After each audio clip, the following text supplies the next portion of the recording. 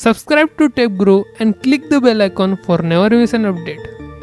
Hello guys, welcome to new video of Tech Bro. Yeah, you listen right, it's now Tech Bro, and with new name we come up with new topics. So this is the first video of Techno series. So let's get started. Guys, if you are new to programming world and don't know which programming language to learn first or how to start learning programming languages, then this video is for you. Guys, this year is 2020 and in every year languages used in software industries get updated. So we have to also get updated according to the industries. In this video I am going to tell you about which programming language to learn in 3 stages, that is beginner, intermediate and expert stages. So let's start with the beginner level. You are new to the programming languages, so you need to start from the basics. I will suggest you to go for C and C++.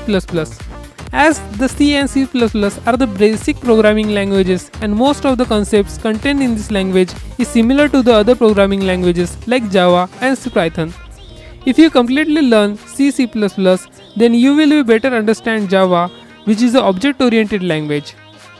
Also, besides C and C++, you should also learn HTML, CSS and JavaScript, which is a web development program.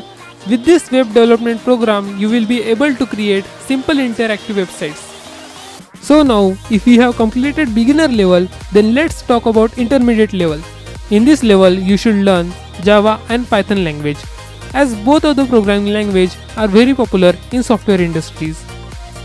Java is fully object-oriented programming language and supports many libraries, while Python supports both procedure-oriented and object-oriented programming language and also contain many frameworks which will help you to develop a particular software applications.